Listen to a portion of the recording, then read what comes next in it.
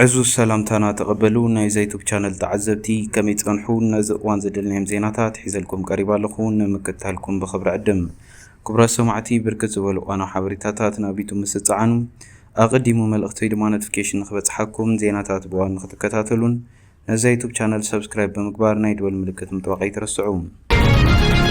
شفاتو بحر الصومال مركب كمز جوي تغليصوم شفاتو بحر الصومال ابغماغم بحر الصوماليا مركب كمز جوي AFP ጸብጺቦም ተቆጻጸርቲ ጸጥታ ባሕር ኣሜሪካ ሕብረት ኤውሮጳን ዓባይ ብሪጣንያን እታ መርከብ ትማል ከም ዝተጨወየት እኳ ተገለጹ ስም ናይታ ዝተጨወየት መርከብ ግን ኣይገለጹን እታ ንግዳዊት መርከብ ኣብ ጥቓ ገማግም ባሕር እትርከብ ከተማ ማራይ ሶማልያ ከም ዝተጨወየት ኣፍሊጦም ኣለዉ እቶም ኣብታ መርከብ ዝነበሩ 8 ሰባት እውን በቶም ጨወይቲ ከም ዝተታሕዙ ኣብሪሆም ኣለዉ ወሲኾም ድማ እቶም ጅሆ ዝተታሕዙ ብሰላም ከም ዝርከቡ ሓቢሮም ኣለዉ እገዳ ባሕሪ ሶማል ኣብ 2000ታት ጀሚሩ ክሳብ 2000 እገዳ ባሕሪ ሶማል ካብ 2000ታት ጀሚሩ ክሳብ 2011 ኣብ ዝለዓለ ጥርዙ በፂሑ እዩ ድሕሪ ዝግን ብሰንኪ ምውፋር ኣህጉራዊ ሓይልታት ሓይሊ ባሕሪ ኣብቲ ከባቢ ንግዳውያን መራኽብ ሓድሽ ስትራቴጂታት ምጥቃምን እቲ መጥቃዕቲ ኣዝዩ ነኪዎ ጸኒሑ እዩ ኣብዚ ቀረባ እዋን ግን ሸፋቱ ባሕሪ ሶማልያ ዳግማይ ትንሳኤ ክገብሩ ጸኒሖም ኣለዉ እቲ ብሰንኪ መጥቃዕቲ ዕጡቓት ሕቲ ኣዝዩ ሓደገኛ ዝኾነ መስመር ቀይሕ ባሕሪ ሕጂ ብሰንኪ እዞም ሸፋቱ ባሕሪ ካልእ ከቢድ ኩነታት ይገጥሞ ከም ዘሎም እቲ ጸብጻብ ገሊጹሎም እዚ ከምዚ ኢሉ እንከሎ ሰራዊት ሶማልያ ኣብ ባይዶኣ ድሕሪ ዘካየዶ ብርቱዕ ውግእ ነቶም ዕጡቓት ካብታ ከተማ ከም ዘባረረ ተገሊጹሎም ሰራዊት ፌደራል ሶማል ትማሊ ሶኒ ብዓሰርተታት ዝቁጸሩ ሰባት ድሕሪ ምማቶም ሓይልታት ተቃውምቲ ካብታ ሓንቲ ካብተን ዓበይቲ ከተማታት እታ ሃገር ዝኾነት ባይዶኣ ከም ዝደፍኦም ነበርቲ እቲ ከባቢ ንሮይተርስ ሓቢሮም ኣለዉ ኣብ ካልኦት ቦታታት ብሰንኪ ግጭትን ጥሜትን ዝተመዛበሉ ኣማይታ ሸሓት ሰባት ዝዕቆበት ባይዶኣ ኣብ መንጎ ሰራዊት ፌደራልን ንፕሬዚዳንት ዞባ ደቡባዊ ምዕራብ ሶማል ነበር ዓብደልአዚዝ ሓሰን መሐመድ እሙናት ሓይልታትን ናይ ሰዓታት ውግእ ዝካየደላ ቦታ ኮይና ጸኒሓ ነበርቲ እታ ከተማ ትማሊ ሶኒ ኣብ ማእኸል ከተማ ዘጋጠመ ውግእ ድሕሪ ዝሓለፈ ወርሒ መጋቢት እቲ ዝኸበደ ምዃኑ ሓቢሮም ኣለዉ ምምሕዳር ላፍታ ጋረን ምስ ፌደራል መንግስቲ ዝነበሮ ርክብ ከም ዘቋረፀ ድሕሪ ምግላጹ ሓይልታት ፌደራል ነታ ከተማ ተቆጻጺሮም ላፍታርን ካብ ስልጣኑ ተኣሊሎም ንኽልተ 10 ዓመታት ዝጸንሐ ንዓብይ አልሸባብ ንምግታእ ጥሜት ንምክልኻልን ክቃልስ ዝጸንሐ ፌደራላዊ መንግስቲ ሶማል ካብ ዞባዊ መንግስቲ ዕጡቓት ተቃውሞ ኣጋጢሙ ኣሎም ሰበስልጣን እቲ ዞባ መንግስቲ መቋዲሾ ኣብ ዞባዊ ምርጫታት ጣልቃ ምእታው ብምንጻግ ስልጣን ኣብ ኢድ ፈጻሚ ኣካል ዘቐምጥ ምምሕያሻት ቅዋም ከም ዘይቅበልዎ ገሊጾም ኣለዉ ሚኒስትሪ ምክልኻል ሶማል ኣብ ዘውፅኦ መግለጺ ኣብ ባይዶኣ ዝርከቡ ወተሃደራት ነታ ጉጅ ጸዓና መኻይን ብዝጥቀሙ ዕጡቓት መጥቃዕቲ ከም ዝበጽሖም ተገሊጹሎም እቲ ሚኒስትሪ ወሲኹ እቶም ወተሃደራት ነቶም መጥቃዕቲ ዝፈጸሙ ካብ ባይዶኣ ከም ዘባረርዎምን ኣስታት 30 ካብኣቶም ከም ዝተቐትሉን ኣፍሊጡሎም ኣብ ማሕበራዊ መራኸቢታት ዝተዘርግሐን ብሮይተርስ ተረጋገጸን ተንቀሳቐሲ ስእሊ ወተሃደራት ፌደራል ካብ መኪና ክትኩሱን ሰባት ድማ ውግኣት ሲቪላት ጽዒኖም ኣብ ጽርግያታት ክወርዱን የርኢ 4 ነበርቲ ባይዶዋ ሰራዊት ፌደራል ነቶም ተቃውምቲ ዕጡቓት ካብቲ ከተማ ከም ዘባረሩምን ሬሳታት ከም ዝኣረዩን ድማ ይገልጹ ሽማግለ እቲ ከባቢ ፋራህ ኢብራሂም ንሮይተርስ ኣብ ዝሃቦ ሓበሬታ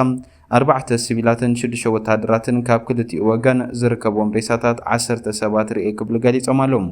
ኣብዚ እዋን እዚ ባይዶኣ ኣዝዩ ሕፅረ ሰብኣዊ ሓጋዛት ኣጋጢማ ከም ዘሎን ኣብ ማዕስከራት ምምዝባል ካብ ዝርከቡ 4 ህጻናት ሓደ ኣብ ከቢድ ናይ ሕፅረት ምግቢ ሓደጋ ከም ዘሎን ሓኻይም ብዘይዶብ ኣብ ወርሒ ሓምለ ዘካየዶ መጽናዕቲ የመላኽትን ናብ ተኻሊእ ዜና ምስነምርሕ ሚኒስትሪ ጉዳያት ወጻኢ ኤርትራ ኣብ ዘውፅኦ ጸብጻብ ሰልፊ ብልጽግና ኢትዮጵያ ናይ ገዛእ ርእሱ ዞባዊ ምስፍሕፋሕ ድሌት ንምሽፋን ውሽጣዊ ቅልውላው ናብ ግዳማዊ ዓለም ንምቅናዕን ግዳይነት ዝብል ፖለቲካ ፀወታ ይጻወት ከም ዘሎ ብትር ኾኒኑ እቲ ሚኒስትር ነቲ ሰልፊ ብልጽግና ዝገብሮ ዘሎ ናይ ሚድያን ዲፕሎማስን ጎስጓስ ምስቲ ጭጉራፍ በዓል ሃሪማ በዓላት እው ዝብል ጭርሖ ብምምስሳል እቲ ሰልፊ ኣብ ልዕሊ ኤርትራ ዝፍጸም ዘሎ ዘይፍትሓዊ ትረኻ ዓመጽ ይፈጥር ከም ዘሎ ገሊጹ بمسارة اتتصابصاب سلف بالصقنا نزحلفو 3 ዓመታት ንሉዓላውነት ግዛኣታዊ ሓድነት ጎረባብቲ ሃገራት ብግልጽ ኣብ ሓደጋ ከእትጸኒሕ ዝበለ ኮይኑ እቲ ውድብ ደረጃ ከባቢያውን ኣህጉራውን ዝተፈላለየ ትሕዝቶ ዘለዎም ክልተ ናይ ፕሮፓጋንዳ ስትራቴጂታት ክጥቀም ጸኒሕ እዩ ኣብ ውሽጢ ሃገር ድማ ሃገራውነት ኤርትራ ከም ታሪኻዊ ጌጋ ብምቕራብ ንህዝቢ ብምብርባር ብጉልባብ ዞባዊ ውህደትን ቁጠባዊ ምትሕጋዝን ንማሕበረሰብ ዓለም ሉዓላዊ ኣፍደገ ባሕሪ ካልእ ሃገር ክጥቕልል ዘለዎ ድሌት የንጸባርቕ ኣሎ ክብል ገሊጹሎም መንግስቲ ኤርትራ ወሲኹ ነቲ ዞባ እትዘርግ ዘላ ኤርትራ ዘይኮነትስ ገዛእ ሰልፊ ኢትዮጵያ ባዕሉ ክብል ሓቢሩሎም ነዚ ንምትግባር ድማ ምስ ሶማሊላንድ ዝተፈረመ ዘይሕጋዊ መዘክር ምርድዳእን ንዕጡቕ ሓይልታት ሱዳን ዝተገብረ ደገፍን ከም ኣብነት ጠቒሱሎም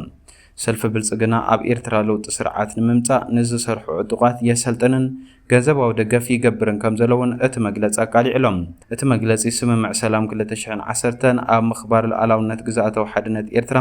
ዝተመርኮሰ ምዃኑን ኣዘኻኺሩሎም። ሕጂ ነዚ ኣብ ሕቶ ምልክት ምእታው ምጥሓስ ኣህጉራዊ ሕጊ ምዃኑን ገሊጹ ይርከባሎም።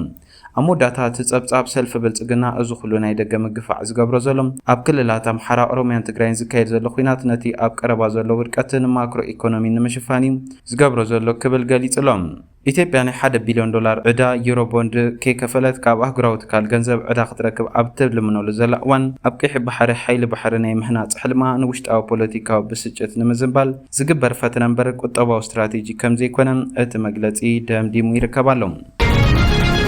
ናብቲ ካሊእ ዜና ምስ ነምርሕ ቤት ጽሕፈት ምውሃድ ሰብኣዊ ጉዳያት ሕቡራት ሃገራት ዩኤን ኣብ ዘውፅኦ ሓድሽ መግለጺ ኣብ ኢትዮጵያ ሓዊሱ ኣብ መላእ ዓለም ዓውደ ውግእ ዝቕይር ዘሎ ዕጥቃዊ መጥቃዕቲ ሰብ ኣልቦ ነፈርቲ ንሰራሕተኛታት ሰብኣዊ ረድኤት ኣዝዩ ሓደገኛን ቀታልን ስግኣት ፈጢሩሎም ከም ዘሎ ጠንቂቖም።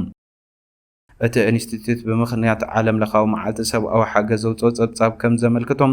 ኣብ ዝሓለፈ ዓመት ጥራይ 907 ሰራሕተኛታት ረድኤት ግዳያት ዓመፅ ከም ዝኾኑ ገሊጹሎም። ክሳብ 2025 ቁፅሪ ዝሞቱ 350 በፂሕሎም። እዚ ድማ ኣብ ታሪክ ካልኣይ ዝለዓለ ቁፅሪ ሞት ኢሉ። ብኣውስትራልያን ካናዳን ዝምወል ዳታቤዝ ከም ዘመልክቶም ኣብዚ ዓመት ቁፅሪ መጥቃዕቲ ከም ዝሓየለን 322 ሰራሕተኛታት ረድኤት ከም ዝቆሰሉን 235 ድማ ከም ዝተጨወዩ ይገልጽ። ዋና ጸሓፊ ሕቡራት ሃገራት አንቶኒዮ ጉተሬዝ ኣብታ መዓልቲ ኣብ ዘመሓላለፉ መልእኽቲ ምስፍሕፋሕ ሓሶት ሓበሬታ ምንከይ ገንዘባዊ ደገፍ ክልከላታት ኣብ ወሃቢ ሓገዝን ነቲ ስራሕ ኣዝዩ ኣጸጋሚ ከም ዝገበሮን ኣባላት ሃገራት ድሕነት ሰራሕተኛታት ክሕልዋ ከም ዘለዎን ጸዊዕሎም። ንሳልሳይ ዓመት ተኸታታሊ ጋዛ ንሰራሕተኛታት ረድኤት ዝቐተለት ቦታ ኮይና ትቕጽላላ ዝበለት መግለጺ ብድምር 186 ሰራሕተኛታት ከም ዝሞቱ ሓቢሩሎም። 68 ሚእታዊት ካብኣቶም ብደብዳብ ነፈርቲ ህይወቶም ሲኢኖም ዝበለ ኮይኑ ብሰንኪ ኣብ ሱዳን ዝገደደ ግጭት መብዛሕትኡ ንእሽቶ ኣጽዋር ኣብ ዝጥቀሙሉ መጥቃዕቲ 71 ሰራሕተኛታት ህይወቶም ሲኢኖም ይብል። ካብዚኦም ብተወሳኺ ኢትዮጵያ፣ ዩክሬን፣ ሶርያ፣ ሃይቲ፣ ቻድን ካሜሩንን ካብቶን ልዑል ስግኣት ጸጥታ ዘለወን ሃገራት እየን ክብል ገሊጹሎም። ክሳብ ሕጂ ኣብ 2026 ጥራይ 82 ሰራሕተኛታት ረድኤት ክሞቱ ከለዉ 97 ቆሲሎም ይብል። 39 ድማ ተጨዊዮም ከም ዘለዉ ይገልጽ። ኣብ ውሽጢ 3 ዓመት ጥራይ ልዕሊ 1000 ሰራሕተኛታት ረድኤት ምሟቶም ፍጹም ቅቡል ኣይኮነን ዝበለ ኣተሓባባሪ ሰብኣውን ህጹጽ ረድኤት ሕቡራት ሃገራት ቶም ፍሌቸር እቲ ቴክኖሎጂ ክቕየር ይኽእል እኳ እንተኾነ ሕግታት ኩናት ግን ከም ዘይቅየር ወሲኹ ሓቢሩ። ሕጂ ትካላት ረድኤት ዝርካሽን ብቐሊሉ ክቕየራ ዝኽእላን ዕጡቓት ሰብ ኣልቦ ነፈርቲ ኣጋጢመዋ ኣሎ ዝበለ ኮይኑ ኣብ ሱዳን ኣብ ቀዳም 4 ኣዋርሕ ናይ 2026 መጥቃዕቲ ሰብ ኣልቦ ነፈርቲ ቀንዲ ጠንቂ ሞት ሲቪል ሱዳን ኮይኑ ክብል ይገልጽ። ኣብ ዩክሬን፣ ሩስያ፣ ኮሎምቢያ፣ ዲሞክራሲያዊት ሪፓብሊክ ኮንጎ ዝተፈጸመ ተመሳሳሊ መጥቃዕቲ ድማ ሰፊሕ ቅትለት ኣስዒቡ ይብል። ናይ ሎሚ ዓመት ጎስጓስ ዓለም ለኸ መዓልቲ ሰብኣዊ ሓገዝ ኣብ ታሪክ እቶም ኣብ ኣገልግሎት ምድሓን ሕብረተሰብ ህይወቶም ዝሰኣኑ ውልቀ ሰባትን ዝገደፍዎም ስድራ ቤትን ዘተኮረ ምዃኑን ገሊጹሎም። ብኣንጻሩ ውድብ ጥዕና ዓለም ኣብዚ ዓመት ጥራይ ኣብ ልዕሊ ትካላት ጥዕና 639 መጥቃዕቲ ከም ዝተመዝገበ ኣፍሊጡሎም። ኣህጉራዊ ሰብኣዊ ሕግን ተሳተፍቲ እቲ ግጭት ንጹሃን ሰራሕተኛታት ሰብኣዊ ረድኤትን ክከላኸሉውን ብጥብቂ ከም ዝግደድ ሓቢሩ ይርከባሎም።